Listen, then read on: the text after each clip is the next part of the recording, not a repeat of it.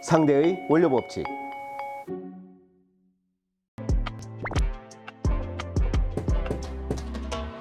네, 안녕하세요. 상대의 원료 법칙. 오늘은 많은 제품들 소스의 기본이 되는 육수 레시피에 대해서 말씀드리겠습니다. 이런 육수 제품들 취급할 때 가장 많이 하는 질문 중에 하나가, 제일 첫 번째가 이거 몇 배로 희석된 거예요? 어떻게 써야 돼요? 이런 경우인데, 사실 원료에 따라서 그 특성이 조금씩 다르기 때문에 완전히 대체하기는 어렵다고 봅니다. 완전하게 대체하기는 어렵지만 보완적인 요소로, 예를 들어서 원가라던가 아니면 공급의 안정성이라던가 많은 양을 했을 때에 똑같은 맛을 제공하는 그런 매뉴얼 잡힌 레시피라든가 이런 것들을 할 때에는 농축액이나 농축 원료, 육수가 훨씬 적절하고요. 개별적으로 매장이나 또는 댁에서 이렇게 우려낸 것들에 대한 순도, 맛, 이것까지는 바라기는 사실 어렵습니다. 하지만 이렇게 레시피를 동일하게 만드는 게 어렵다는 것이지 아예 불가능한 것은 아니기 때문에, 이런 경우에는 실험을 계속 거듭해서 만들어내는 것이 좋고요. 어느 정도는 원물의 함량 또는 기존 제품의 함량을 한 20% 정도 유지를 하고 나머지 80%를 농축액 원료로 희석을 시킨 다음에 같이 혼합을 하는 방법을 쓰다가 점차적으로 20%에서 10%, 10%에서 5%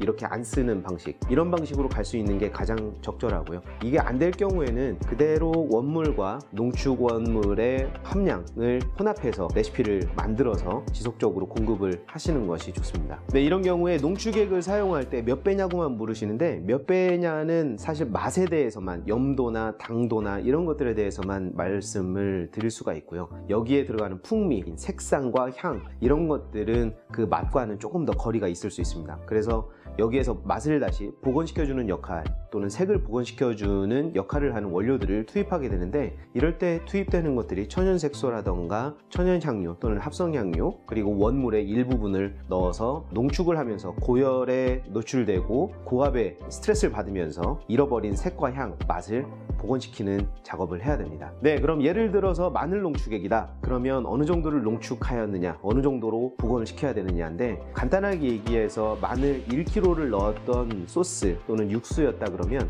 마늘의 5배 정도니까 농축액을 5분의 1 정도만, 1000g이면 200g 정도만 넣고 800g은 물로 희석을 시켜주시면 된다고 생각하시면 되겠습니다. 네, 또는 소고기 엑기스, 양지 엑기스, 이런 것들도 기존에 소고기를 1kg 썼었다 그러면 양지 엑기스나 이런 것들도 저희가 보통 염도나 또는 농축 정도로 보는데, 보통은 한 5배 정도로 보시면 돼요. 5배에서 10배 정도를 희석시키고 염도를 조절해서 기존의 맛과 혼합하거나 비교해 보시면서 배합을 잡으시는 것이 좋겠습니다.